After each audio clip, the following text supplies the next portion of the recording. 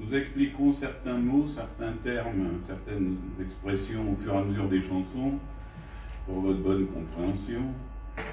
Mais d'ores et déjà, veuillez retenir que pour désigner deux métiers particulièrement répandus à l'époque, celui de souteneur, à côté des termes macro, marlou, lacromuche, qui est la déformation parigote de macro, on utilisait les termes de joyeux et surtout de dos. Sans doute parce que la fille l'avait constamment sur son dos. Et pour la putain, on pouvait dire pute, catin, mais aussi gouge, peut-être le féminin de goujat, mais surtout marmite, parce que c'est elle qui l'a débrouillé. Y a ben des chances pour que mon père, il ait jamais connu ma mère, qu'il a jamais connu mon daron qui doit l'avoir eu, un soir de noces qu'il était rond, dans la rue, dans la rue.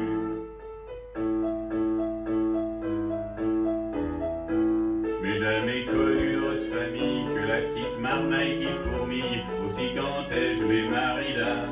Je m'ai mis avec une petite grue qui truquait le soir à dada, dans la rue, dans la rue.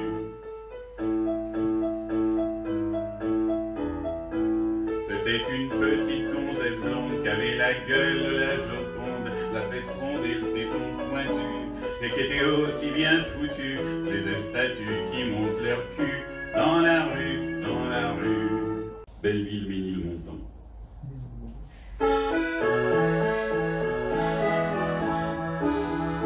Papa c'était un lapin qui s'appelait JB Chopin et qui avait son domicile à Belleville.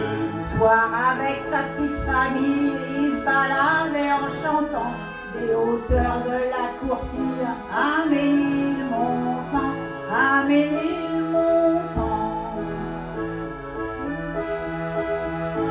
Il buvait si peu qu'un soir, on l'a retrouvé sur le trottoir, l'été crevé bien tranquille à Belleville.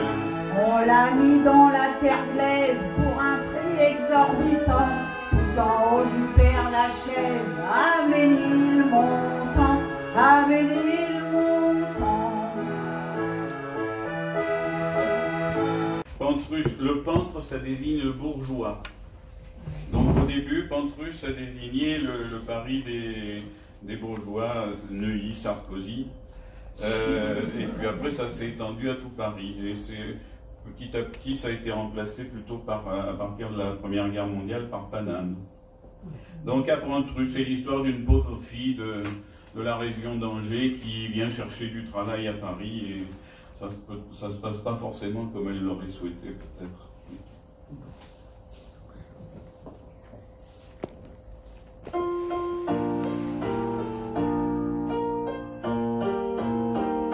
Brune fille d'Angevin, pour tout faire elle était bonne, chez un vieux marchand de vin à Charonne. Quand le maître en eut soupé, elle ira sans domicile, sur le pavé retapé à Belleville. Un soir elle rencontra un boucher sans gigolette qui voulut l'emmener à la Villette.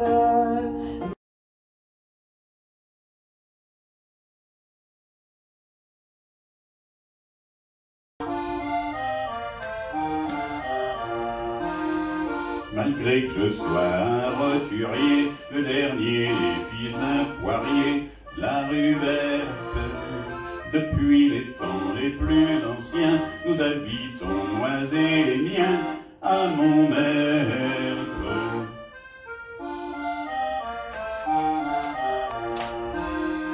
L'an 1870, mon papa qu'adorait le 3-6 et la verte est mort à 47 ans, ce qui fait qu'il repose depuis longtemps à Montmartre.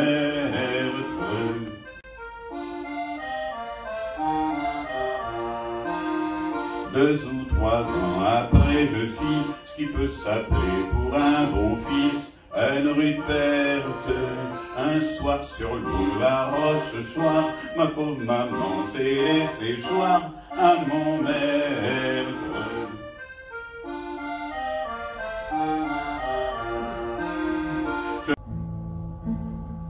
Comme petit métier, il y avait par exemple marchand d'arlequins, c'est ceux qui récupéraient les restes des repas des riches dans les restaurants et qui leur vendaient à bas prix.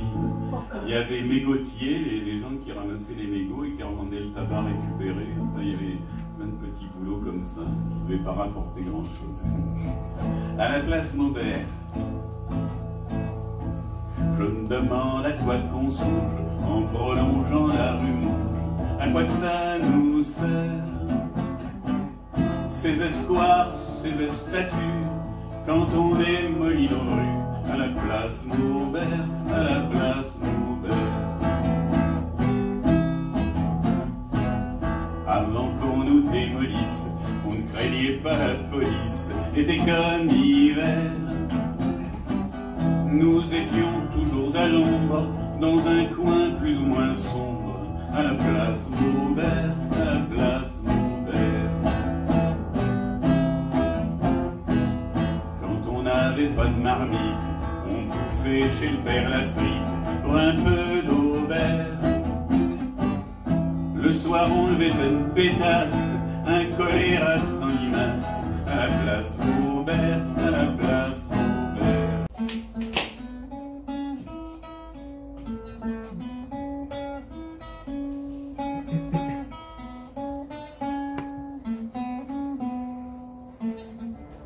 Sa maman, elle s'appelait Flora, elle connaissait pas son papa.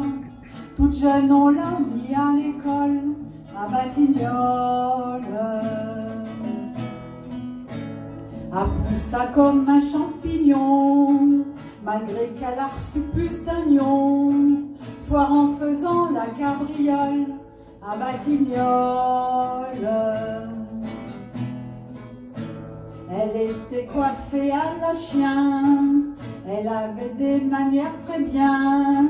Elle chantait comme une petite folle à Batignolles.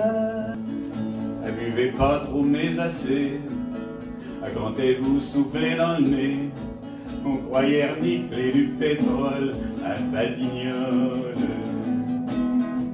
Ses appâts étaient pas ben gros, mais je me disais quand on est d'eau, on peut nager avec une seule à Batignolles.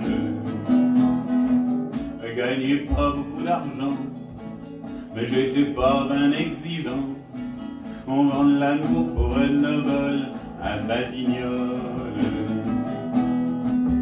Je l'ai aimé tant que j'ai pu, mais j'ai plus lorsque j'ai su qu'elle me trompait avec Anatole à Batignolles. Et le museau répond: ça va bien, je te remercie. Non, voilà une rencontre. Tourne-toi donc un peu que je te le montre à mon tour. Vas-y vieux, sens le mien. Il y a des fois, ils font du potin, ils jappent, ils pissent, ils font des magnes. Dame, les klebs, ils n'ont pas d'épagne pour plumer avec leur putain. Et comme en somme, ils sont pas de bois, il faut qu'ils fassent ça dans la rue, sous les yeux de la foule accourue et des bons cerveaux aux abois. Ça n'empêche qu'ils sont jamais pris. Car c'est les klebs de la barrière, les 4 pattes, quoi. Les chiens de Paris, qui ne va jamais à la fourrière.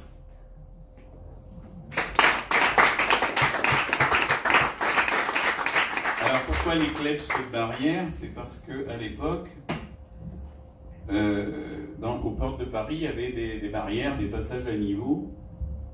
Et les marchands qui voulaient venir vendre leurs produits dans la capitale devaient s'acquitter d'une taxe, l'octroi. Hein, en matière d'impôts, on a toujours eu de l'imagination en France. Hein. Et comme au retour, il n'y avait pas de camion frigorifique, enfin les denrées périssables, ils les balançaient aux chiens aux portes de Paris, et les chiens se chargeaient de faire le ménage. À Marseille aussi, il y avait ce système-là, mais ça ne s'appelait pas la barrière, ça s'appelait la limite. C'est pour ça qu'en dessous de l'hôpital Nord, on a le quartier Notre-Dame limite. Et il y a encore le bâtiment de l'Octroi un peu après à Saint-Antoine, juste avant l'entrée de l'autoroute. Alors, les soldats récalcitrants à l'époque étaient envoyés dans des camps disciplinaires en Afrique du Nord. Vous pouvez imaginer, ils en bavaient un peu. Hein. Ces camps étaient aussi désignés par le terme de biribi.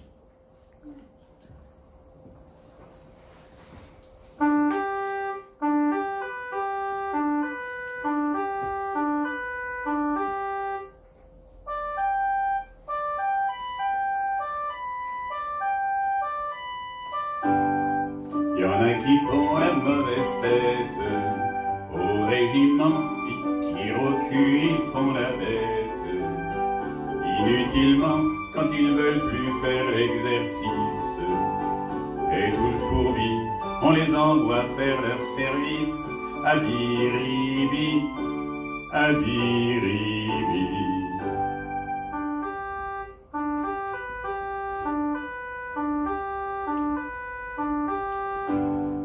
À Biribi, c'est en Afrique, où le plus fort est obligé de poser sa chique et de faire le mort, ou que le plus malin désespère de faire chibi, car on ne peut jamais se faire la paire à Biribi, à Biribi.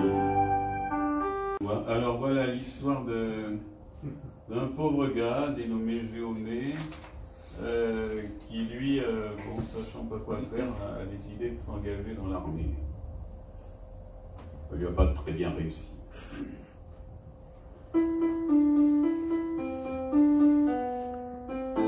Comme il était fils de putain, il savait pas beaucoup de latin, ni d'autre chose. Il savait juste assez compter pour savoir ce que peut rapporter la petite rose, la petite rose. C'était un môme assez costaud, mais il était avec une cateau qui était blêche. Il a relevé à la mi-de-pain, il était au lieu d'être rupin dans la dèche, dans la dèche. Le chat noir.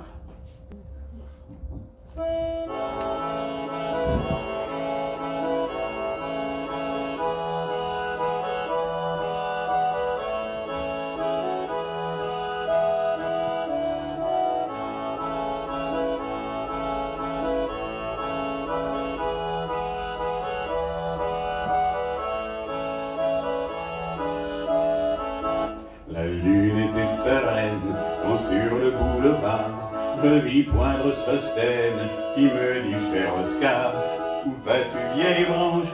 Moi je lui répondis « C'est aujourd'hui dimanche et c'est demain lundi. » Je cherche fortune tout autour du chat noir et au clair de la lune à Montmartre. Je cherche fortune tout autour du chat noir et au clair de la lune à Montmartre le soir. Moins clair lorsque je rencontrai Mademoiselle Claire à qui je murmurais « Comment vas-tu la belle ?» « Très bien et vous merci. À propos me dit-elle, que faites-vous ici ?»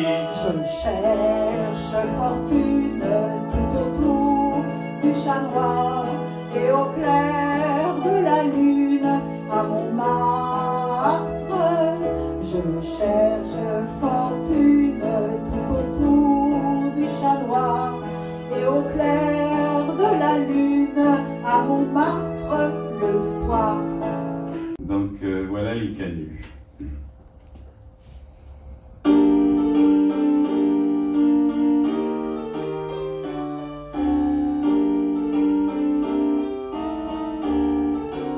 Pour chanter Veni Creator, il faut une chasuble d'or.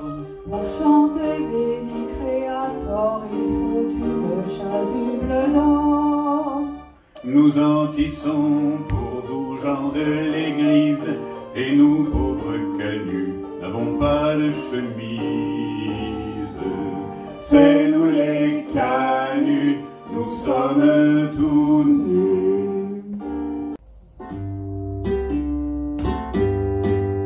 Sur la route de Louviers,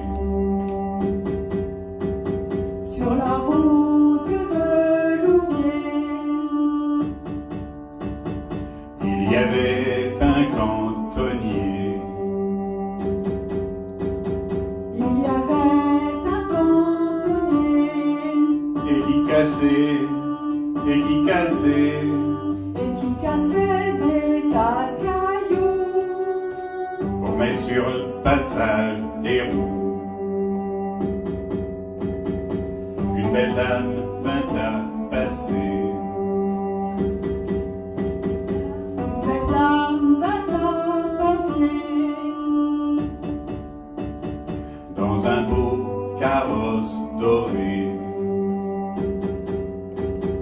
dans un beau carrosse doré, Et qui lui dit, et qui lui dit, et qui lui dit: brave cantonnier, tu fais un fichu métier. Quand elle était petite, le soir elle allait à Sainte-Marguerite, où qu'est-ce des salés.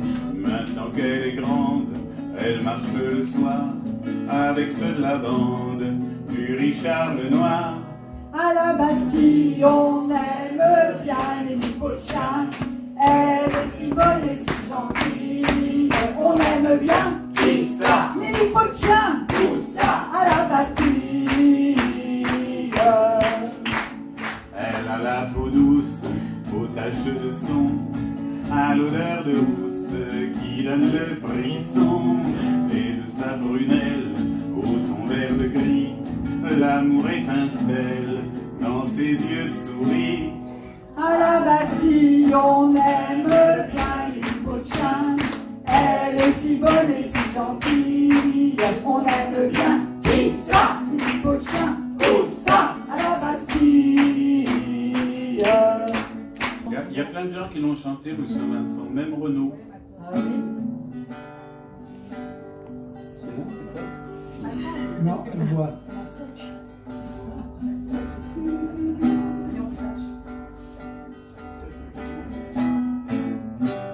Elle avait sous sa toque de martre, à la butte Montmartre, un petit air innocent. Elle s'appelait Rose, elle était belle, elle sentait bon la fleur nouvelle, rue Saint-Vincent. Elle n'avait pas connu son père, elle avait plus de mère, et vers l'an 1900, elle vivait chez sa vieille aïeule, qu'elle s'élevait comme ça toute seule, rue Saint-Vincent. Elle travaillait déjà pour vivre, et les soirs de givre, dans le froid noir et glace.